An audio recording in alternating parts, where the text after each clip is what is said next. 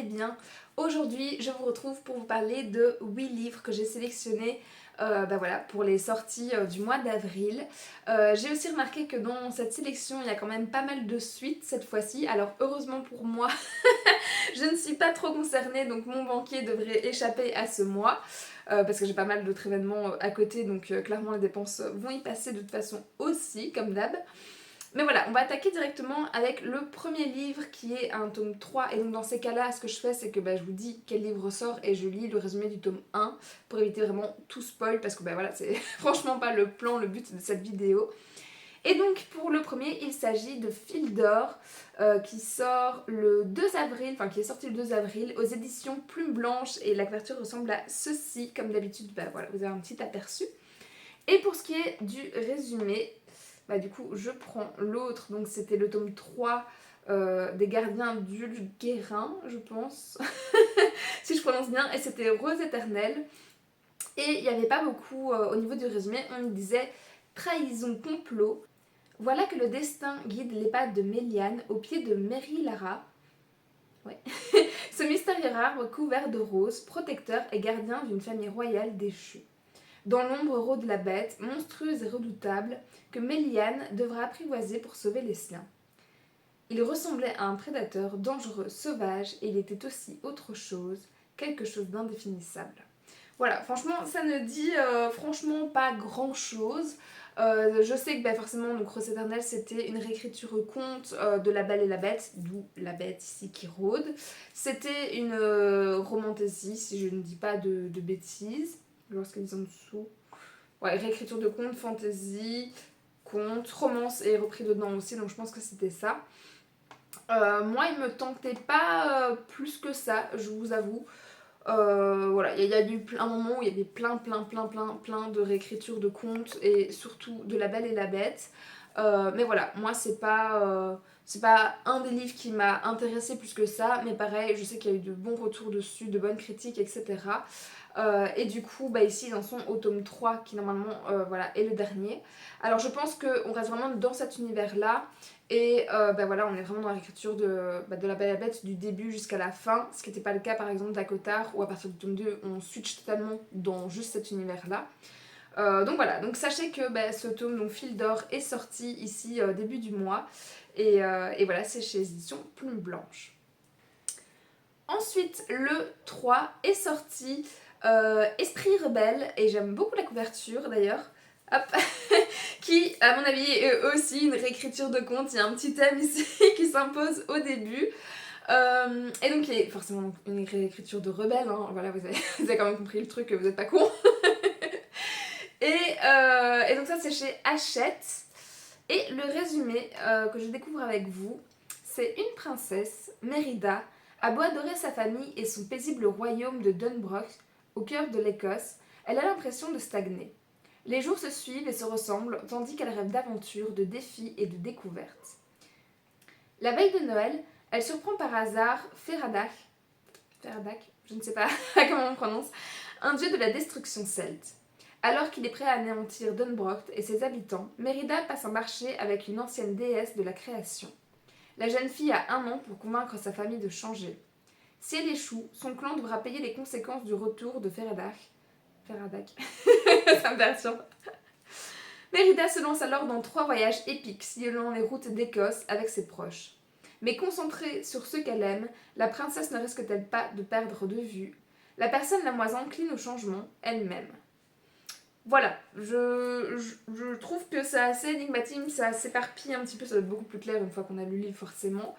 Mais clairement, celui-là m'intéresse. Parce que voilà, Rebelle, moi je trouve que c'est un très chouette conte à revisiter. C'est voilà, quand même une héroïne qui est assez badass, voilà, qui est assez inspirante, qui a quand même pas mal pareil de caractère ou quoi.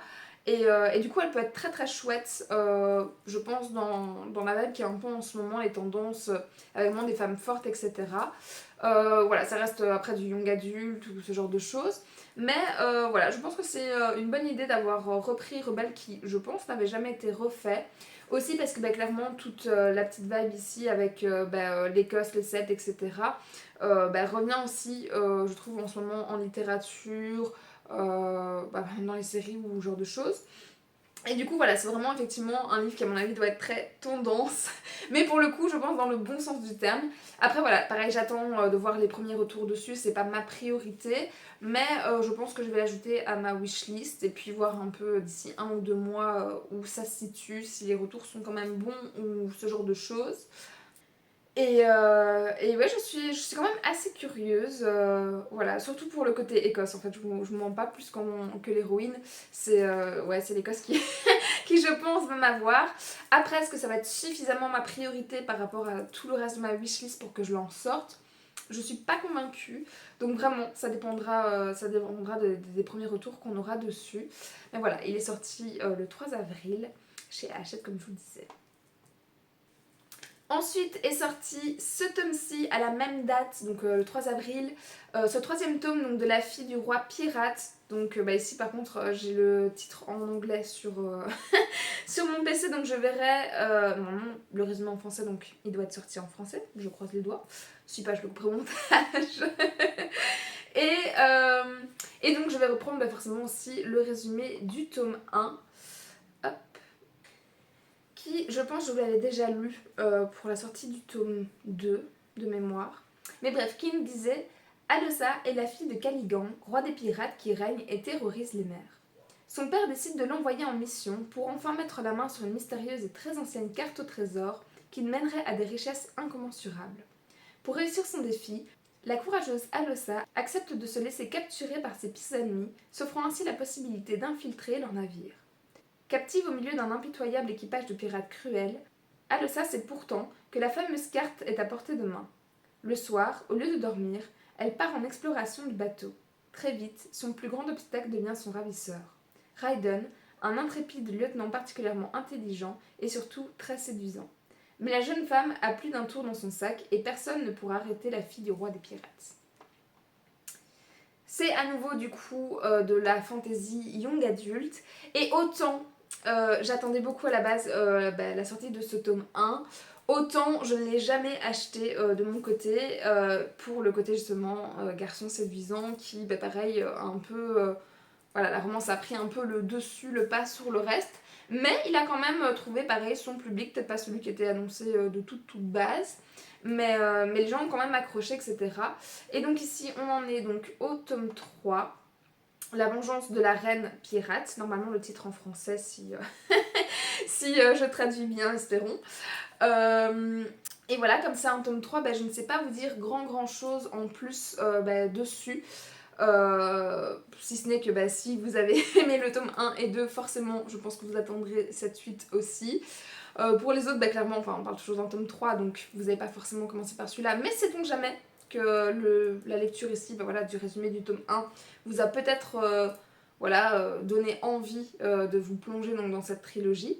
Parce que voilà, en tout cas, elle est terminée, tout est sorti, tout est ok.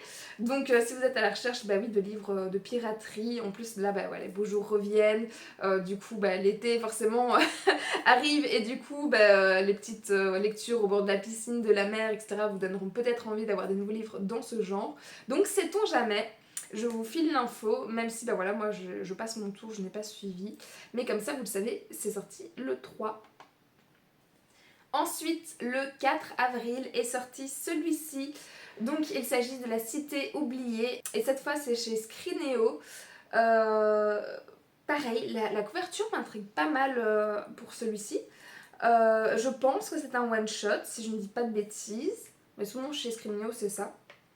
Enfin en tout cas en majorité. Et le résumé sur lequel je me suis attardée dit ceci. Donc, imagine, disait son père, une cité à côté de laquelle celle-ci n'est que peu de choses. Imagine la magie qui la baignait tout entière et donnait tout pouvoir à ses habitants sur les forces de la nature. Imagine l'harmonie entre les Vénésiens et les êtres sous la lagune.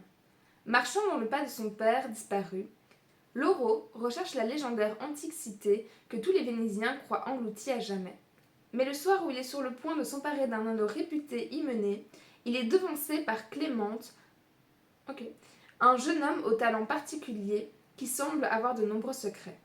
Tandis que des pluies inhabituelles s'abattent sur la ville, ils devront s'allier pour faire face à ceux qui tentent à tout prix de les empêcher d'atteindre la cité oubliée. vous avoue que je suis un peu perturbée par le côté vénitien.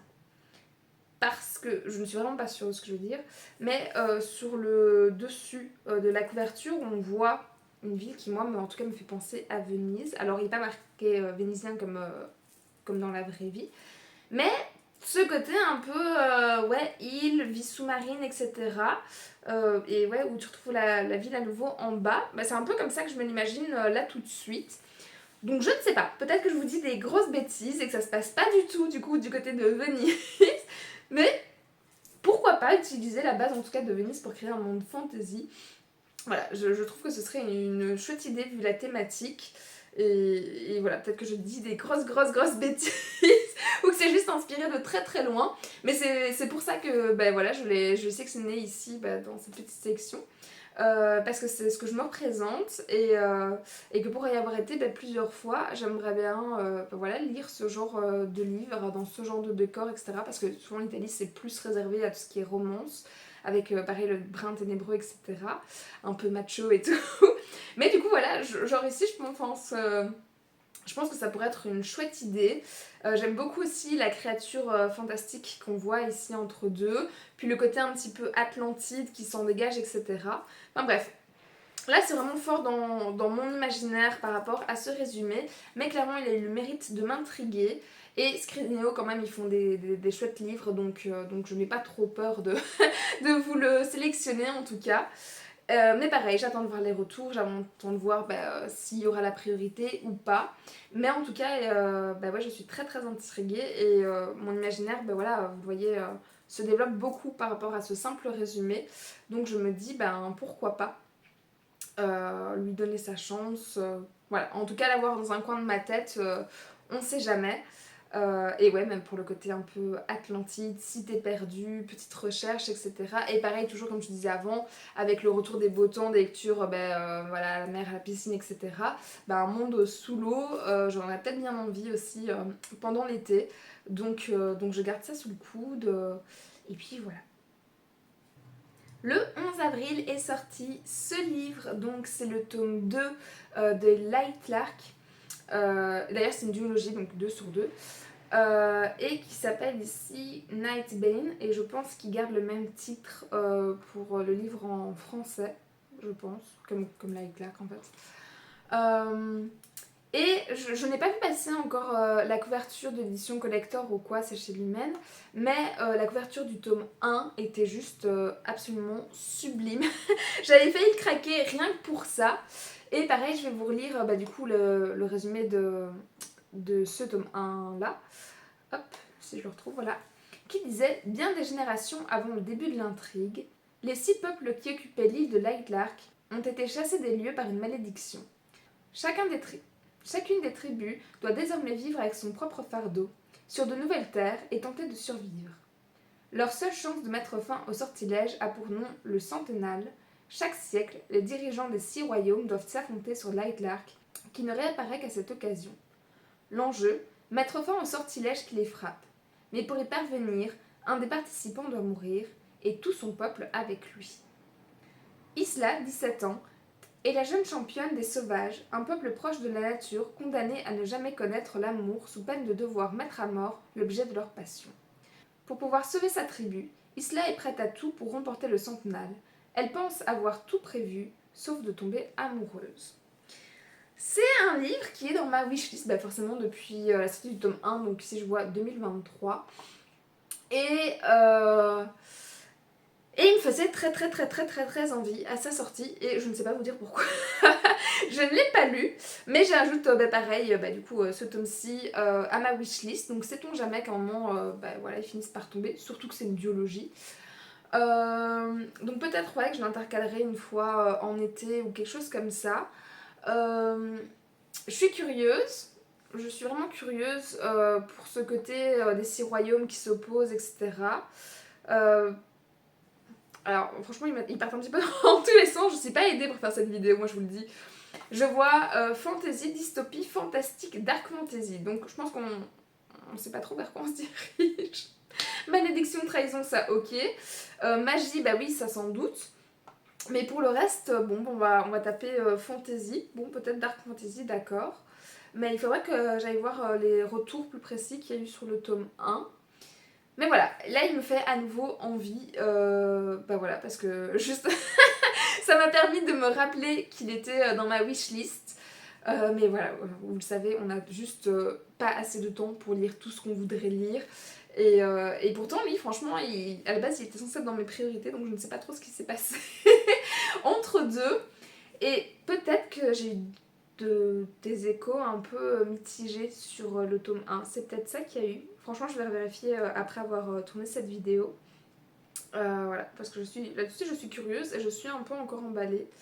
Alors, faut voir par rapport, pareil, à l'amour, mais c'est pas repris dans les mots-clés.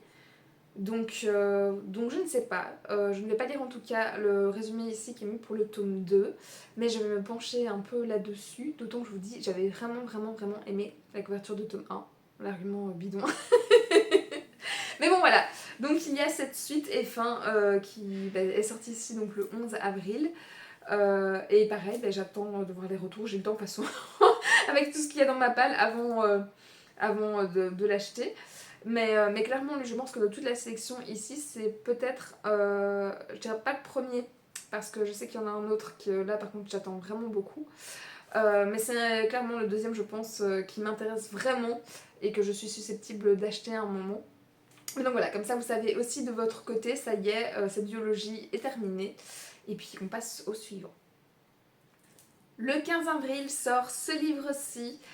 Et je pense qu'il va être attendu par pas mal de gens et que pareil on va le voir beaucoup sur les réseaux parce qu'il sort chez Imeris Éditions qui est donc la maison d'édition qui a créé Tristan, le copain de Louise de Raftalien Lecteur, et c'est le premier livre de cette maison d'édition.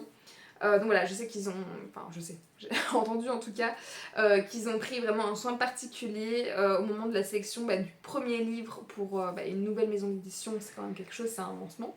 Donc je suis très contente de pouvoir en parler ici, parce que j'avais un peu aidé à la campagne aussi, Ulule, mais je pense. Mais pas spécialement pour le livre, mais pour vraiment le développement global des fonds de cette maison d'édition-là. Et du coup, pour cette première sélection, hop, le résumé nous dit: tu ne peux pas partir, tu m'as créé et bientôt nous serons légion. Tu ne peux plus t'enfuir, nous te suivons. En tant que Siroc... c'est pas facile ça. Siroc Oracle, ouais c'est ça, de la cité d'Iromer, Baya déchiffre l'avenir dans les volutes du vent. Son don si particulier la destine à servir les puissants. Mais dans les bas-fonds de la ville, là où pauvreté et désespoir se disputent les miséreux, une sombre maladie se réveillait. Contrainte à l'exil pour sauver ceux qu'elle aime, Baya devra déjouer les pièges du désert et prendre le mal de vitesse. Car les affamés approchent et leur faim est contagieuse. Plongez avec Baya dans les sables de l'oubli pour une aventure qui changera à jamais sa destinée. Je suis très curieuse, honnêtement très curieuse. Alors je vous cache pas que clairement c'est aussi parce que parce que ça a été sélectionné par le copain de Louise, parce que c'est une nouvelle maison d'édition, tout ça.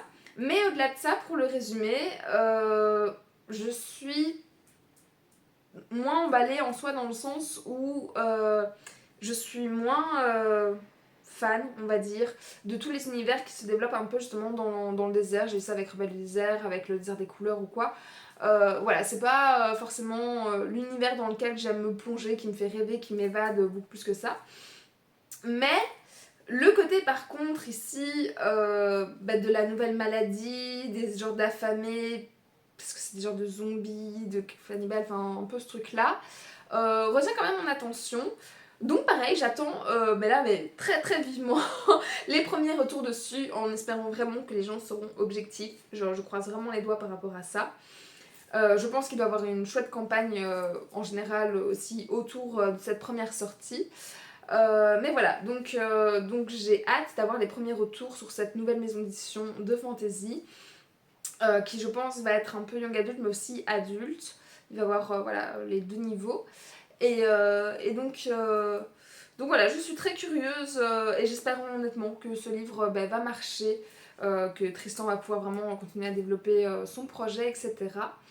Et de mon côté, je suis ça un peu de loin et puis on verra sur la durée si si ça vaut vraiment le coup, s'il n'y a pas une hype voilà, sur le côté, etc. aussi. Mais en tout cas, je pense que c'est un bon choix pour cette première section justement. Parce que c'est un nouveau pouvoir, parce que voilà, on a envie de savoir un petit peu ce qu'il y a derrière. J'espère juste que c'est pas du vu et revu sur plus le côté de l'intrigue. Donc voilà, seul l'avenir nous le dira. Mais en tout cas, il va sortir pardon, le 15 avril. Le 7e livre que j'ai sélectionné cette fois, on est dans un tout autre registre pour le coup, c'est celui-ci. Donc le tome 4 de la traversée du temps d'Eric Emmanuel Schmitt. Donc le titre c'est La lumière du bonheur. Et je ne sais pas si je vous avais déjà parlé des tomes précédents. Je ne pense pas en fait. Mais bref, Eric Emmanuel Schmitt, voilà, moi c'est un auteur que j'aime beaucoup. Même si j'en parle pas forcément souvent sur les réseaux, que je fais pas forcément les chroniques de ses livres, etc. Mais vraiment, je pense avoir lu pratiquement tous ses bouquins. Et ici, je vous dis, donc c'est La traversée de temps, le tome 4. Alors, je n'ai pas encore lu le 1, 2, 3, parce que, comme d'hab, j'attendais un peu que tous les livres soient sortis, même si c'est du contemporain, donc j'aurais pu. Mais voilà, comme on le dit, Traverser du temps, c'est la ligne du temps. Il reprend un peu, je sais, plein d'éléments depuis, je pense pas la préhistoire, mais peut-être juste après, ou un truc comme ça, ou peut-être par rapport au jardin d'Éden. J'ai un doute sur ce que je vous dis parce que ça remonte il y a un moment. Mais bon, voilà, je vais arrêter de dire des bêtises peut-être et vous lire le résumé, ce sera peut-être plus simple. Je m'éparpille beaucoup aujourd'hui, je suis désolée. Donc, le résumé nous dit: Noam, héros immortel qui traverse l'histoire de l'humanité, arrive en Grèce ancienne. C'est déjà plus clair. Il fait la connaissance de Daphné, une jolie Athénienne qui veut l'épouser. Xanthippe, la sœur de cette dernière, s'oppose fermement à cette union, car elle ne veut pas d'un métèque dans leur famille. Noam, qui n'est pas citoyen, doit s'intégrer à la vie de la cité pour participer à son effervescence. Donc voilà, donc là on en a effectivement donc à la Grèce ancienne. Ça donne une idée au niveau chronologie. Et de ce que j'ai compris, c'est ça, c'est à chaque fois il va dans une période de l'histoire. Alors peut-être à la Doctor Who, si à nouveau je dis pas de bêtises, mais je ne suis toujours pas convaincue. Mais donc voilà, en dehors de ça, je ne sais franchement pas beaucoup de choses. Je n'ai jamais vraiment vu de retour sur cette série-là. Je ne sais pas si c'est vraiment tout inventé, si c'est un peu quand même historique à un minimum ou quoi. Et j'ai pas beaucoup d'infos dans les étiquettes en dessous non plus.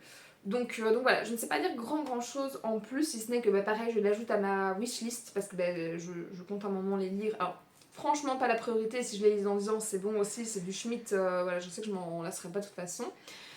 Je vais peut-être pas acheter tout d'un coup non plus, je vais lire au compte-gouttes parce que voilà, on est quand même dans un truc un peu plus historique aussi.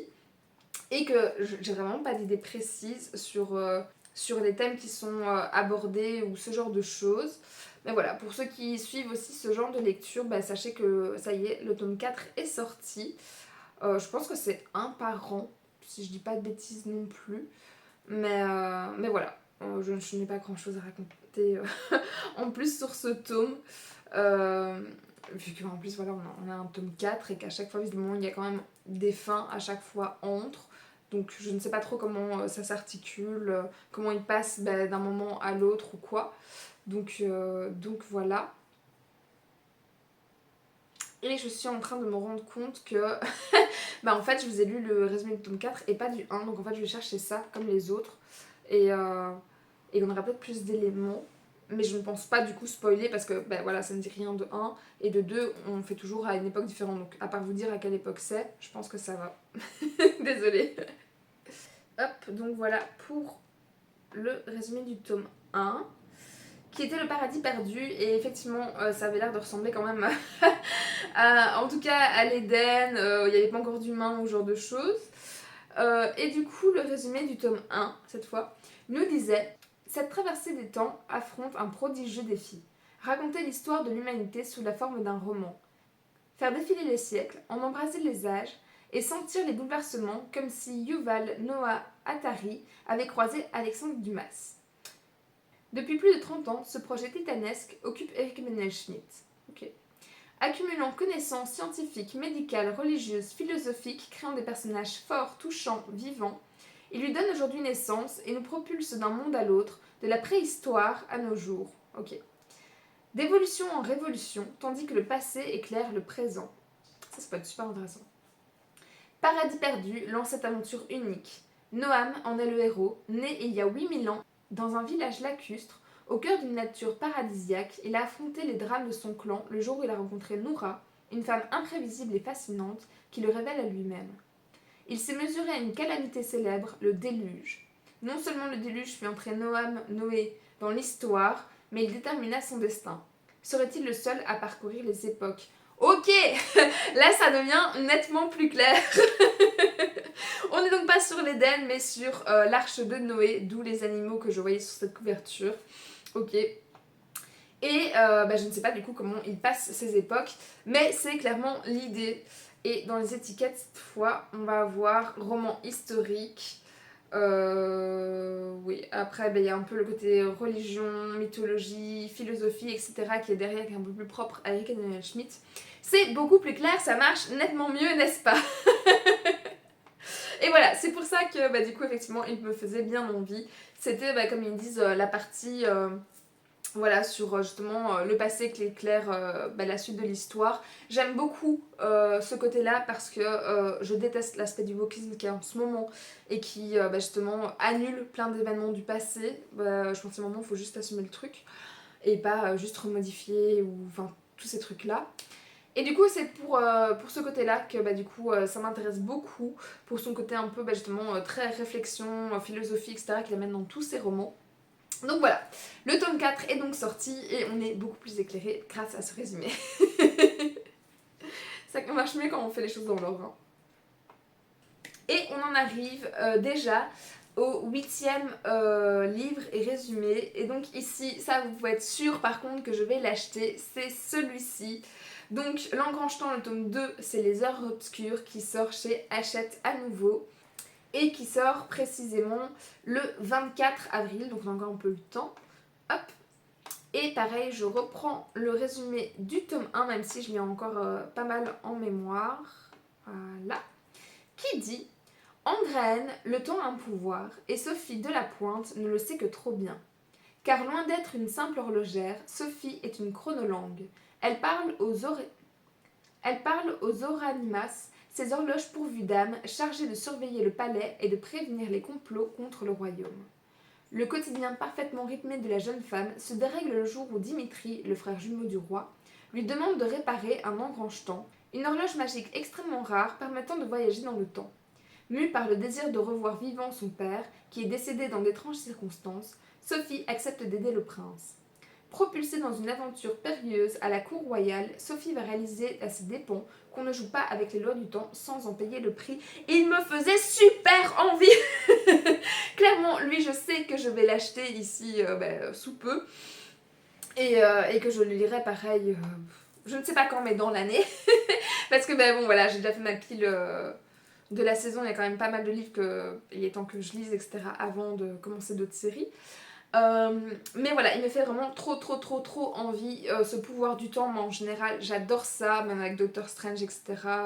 L'espace-temps et tout, en pouvoir, vraiment, c'est un truc j'adore. Je pense que c'est probablement le pouvoir que je choisirais moi-même. Ce côté chronolangue, de parler du coup à ces horloges qui auraient des âmes, etc. Qui a un côté un petit peu steampunk et tout, franchement pareil, je dis un grand oui. Donc je suis très contente que ce tome 2 arrive ici fin du mois. Parce que pareil, c'est une duologie, donc ça c'est trop chouette à caler assez facilement. Que vraiment les retours que j'ai entendus pareil sur le tome 1 étaient franchement pas mal. Et du coup voilà, je suis trop impatiente de pouvoir les lire. Et ouais, franchement, je pense qu'ils vont clairement répondre à mes attentes.